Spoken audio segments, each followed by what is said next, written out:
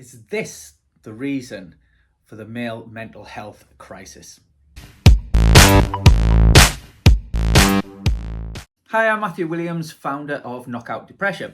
I want to talk about something that I heard in a talk recently at an event hosted by Sunderland Football Club, their mental health project Game of Two Halves, which is fantastic. And I was at their annual conference, and this particular talk was delivered by a gentleman called Dr. Mark Ord, who is a psychologist at the University of Sunderland. So his real interest is in evolutionary psychology and the perspective that offered around the current mental health crisis that we see in males. I found really fascinating and I'd like to share with you. Our mental health is very much affected by social factors, social norms, cultural norms, expectations. You know, it's not a problem inherently where there's something wrong with us. There's a combination of many things, but including social factors and our own genetics. And society's seen a lot of changes over recent decades. And that's not even the blink of an eye in evolutionary terms. And there's been a lot of change in terms of how we view masculinity. And one of the things this talk highlighted was the conflict, if you like, between evolved traits that we have that, if you look at the kind of Darwin's theory of evolution, the traits that support and enable the species to reproduce and flourish, they're the ones that are going to be selected through natural selection. So there's a lot of evolved traits that we have that basically are reasons that we're still here and thriving today as a species. But sometimes these evolved traits can conflict with social standards, expectations, and societal pressures. I want to explain just a few of the things that he highlighted around these evolved traits and what's happening now. And a really important thing to highlight is that none of this is in any way kind of judgmental, and it's not suggesting that these changes haven't been necessary and ultimately good for society.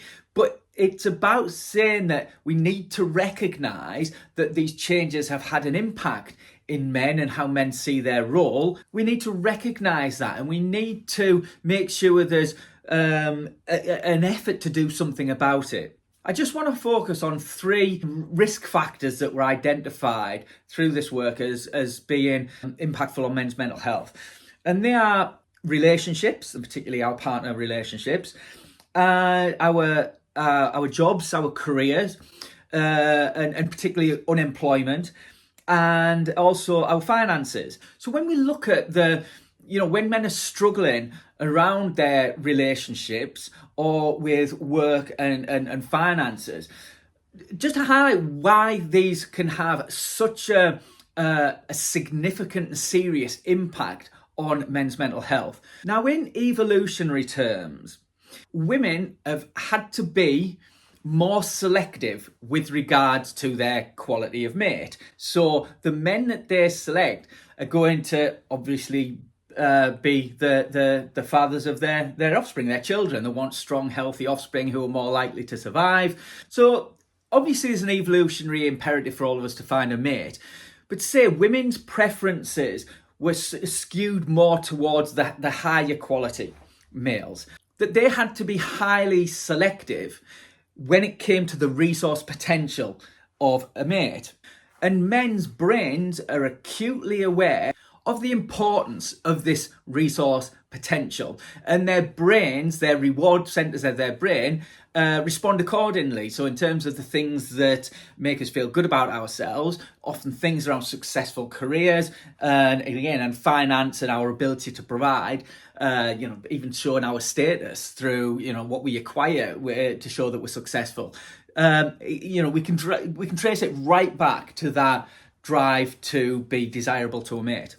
Now, with women doing a lot better, their standards with regards to the desirability of a male and their resource potential changes because they're not as reliant anymore on a male to provide resources. And as such, their perception of male quality and again, and what would constitute significant resource potential and the quality of a mate has changed as well. The expectations become higher. And again, this isn't necessarily a conscious thing, but it's coming from that evolutionary drive that women would have to secure that male that can guarantee those resources. So these are very, very hardwired within us. And just to reiterate, that is in no way blaming females, it's your fault that men are struggling. No, it's not that at all. But it's about having to redefine and consciously redefine and socially redefine what it means, what masculinity means, and where we derive our value and our sense of self and our sense of identity from. This is all stuff that's really close to my heart because I have struggled with my mental health. It's why I set up Knockout Depression, because of my own lived experience with depression. I've also experienced divorce, and I've also lost a job. So I've really hit the triple threat there, haven't I? So when so much of our sense of self, our self-esteem, our perceived value comes from being successful financially, successful in work, and having that desirability as a result. Again, when we're struggling in those areas, clearly that will have a significant impact.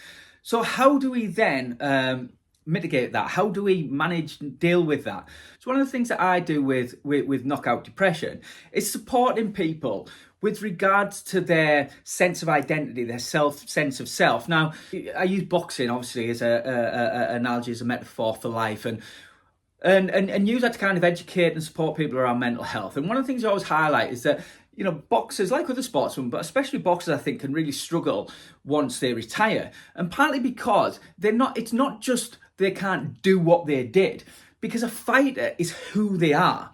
Their sense of who they are is very much tied to what they do. So what do you do when you're a fighter that can't fight anymore? And so there's a need to redefine the sense of self and to find other things that give us that sense of esteem and value and worth.